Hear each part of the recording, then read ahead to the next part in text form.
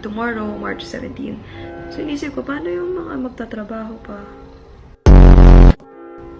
Para lang magka-money. Like, Nakakaiyak, pero ayoko umiyak dito. I'll try to find a link, but binili ko kasi ito sa Sephora, US. So, here's the look.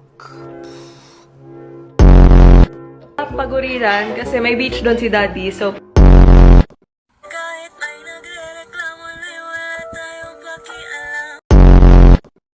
Maganda dito, dala tayo ng wine, hamon. Sana dinala ko yung hamon Iberico na nasa ref sa Manila. Ayan, may... My family and I went to Singapore for a general checkup. Like, normal health trip lang. Sobrang na-down ako. I mean, ano ba? Kasi I'm so young. I'm just 26. Ang aga ko magkaroon ng ganun.